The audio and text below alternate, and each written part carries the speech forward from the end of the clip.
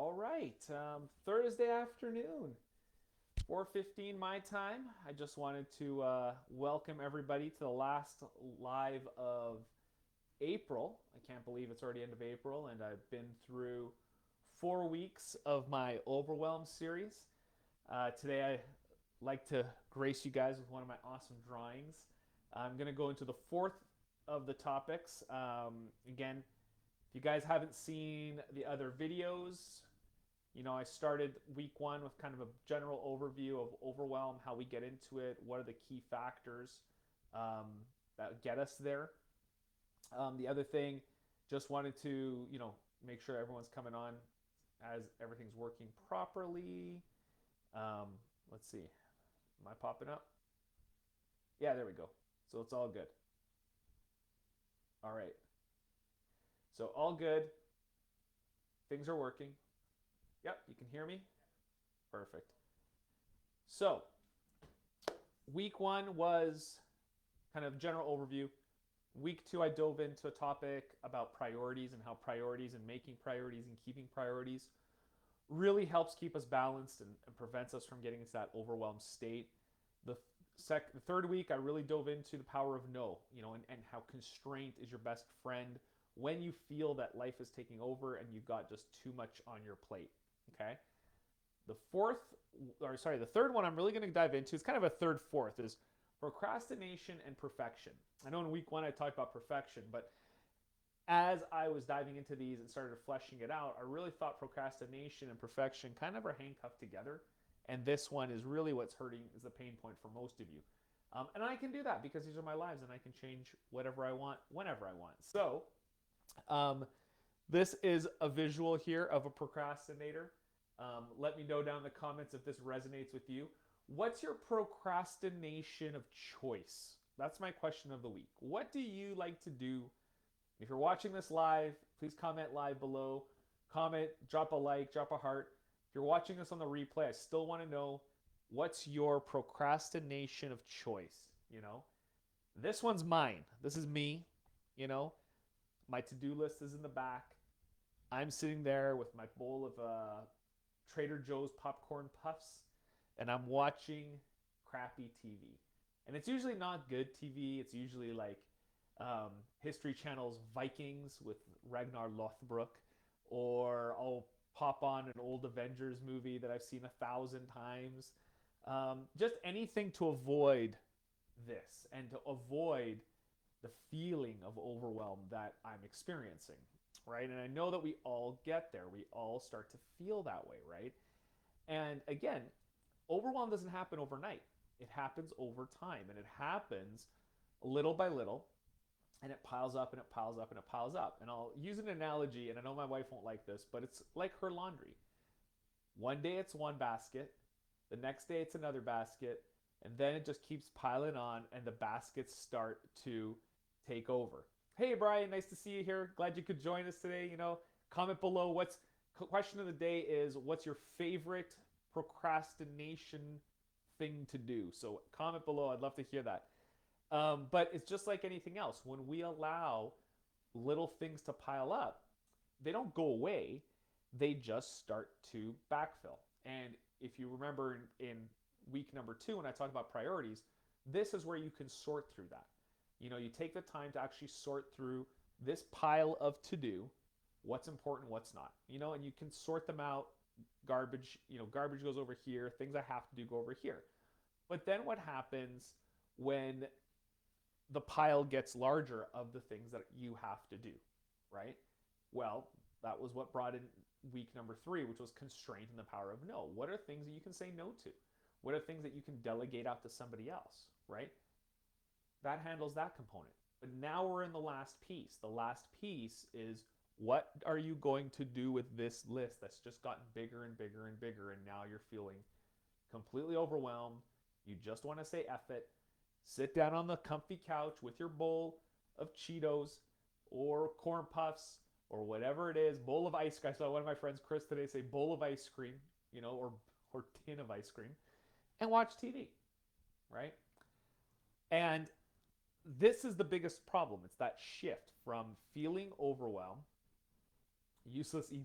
Yeah, I hear you. Useless email or Facebook notes, like just some random wormhole in Facebook or Instagram, right? And really, this is the pain point. The pain point that we all feel is how do I, okay, well, I'm here. So what? How do I get out of it, right? And really, at this point, it's about, it's implementing all those tools we talked about. It's implementing the priorities, the constraint, and now addressing the procrastination head on, okay?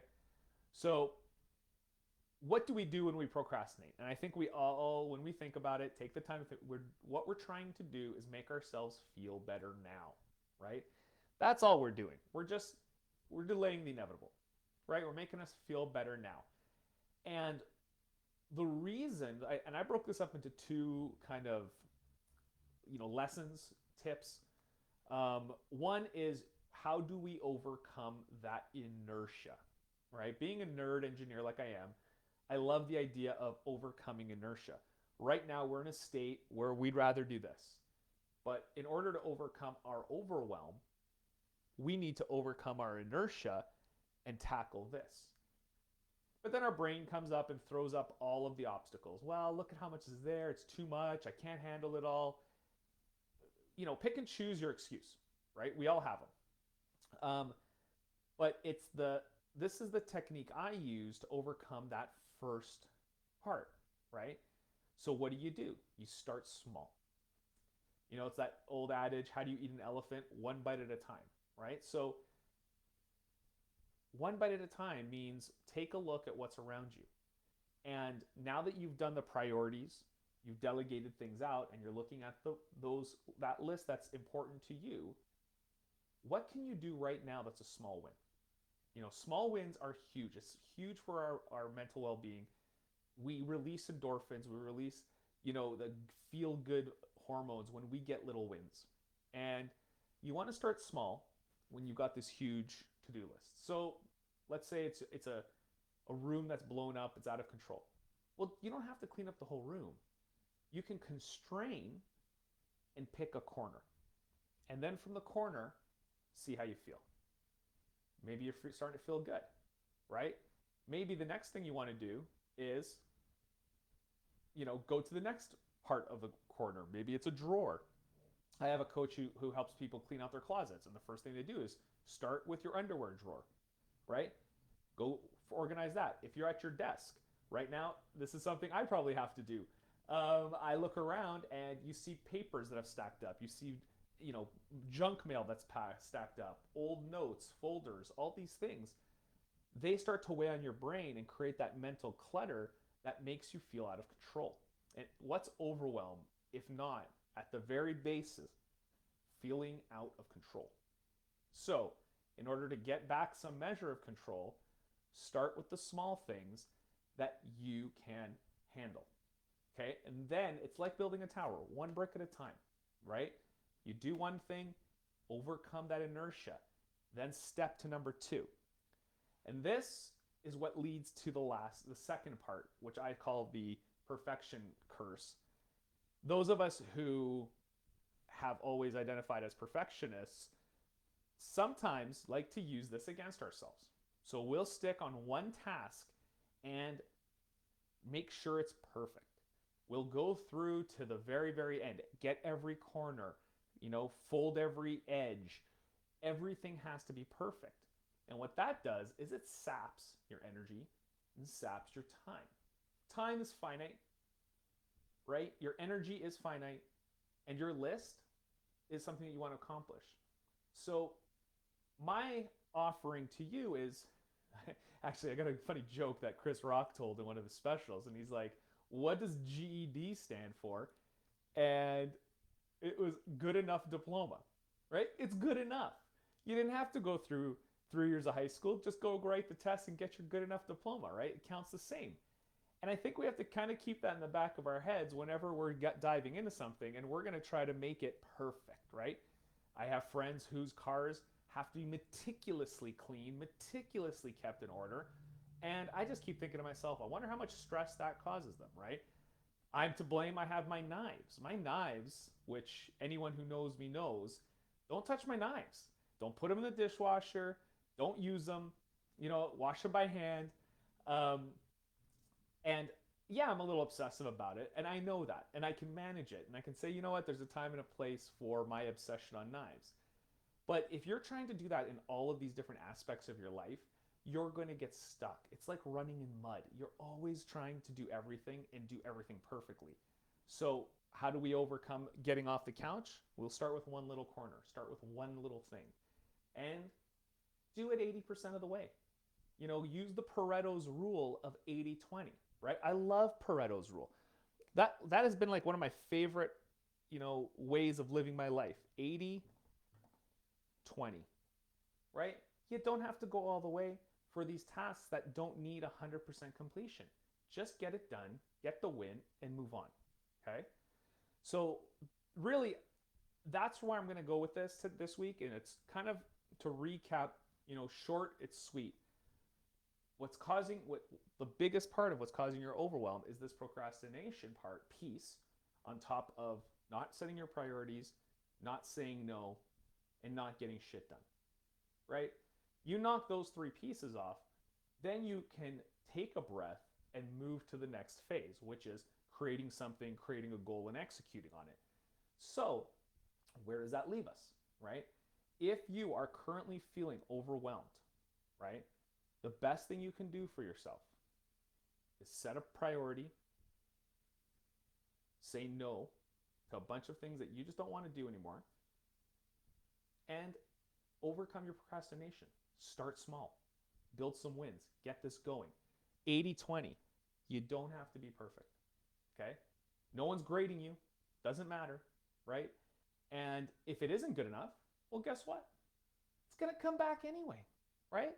If it's work and if it's not 100% complete, but it's good enough to get the job done, get the job done, right? I found that, unless it's surgery, unless it's your doctor who's in surgery, you don't really care if it's done 100% of the way, right?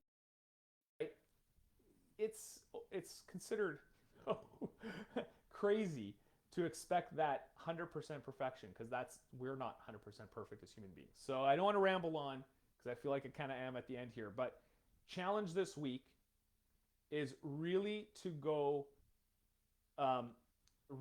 deep into do one little thing. Okay, do one little thing, do it to 80%, get it off your list, cross it off, feel good, and then just slowly tackle each one. Rome wasn't built in a day. You're not going to tackle your overwhelm in a day, but you can do it one step at a time. So I want you guys to comment below. Definitely, if you're watching this and looking forward to next week, what I'm going to be rolling out in May is my series on failure and confidence. So if you like these series, if you liked March's burnout, April's overwhelm, in February I did anger, if you're finding that you have you're feeling not confident, you're looking to start into something new, you're afraid of that failure, something has come up, I'm going to be diving deeper into those topics into May. Look forward to seeing everyone there, and I hope everybody has a great weekend. Take care, everyone. Thanks for tuning in.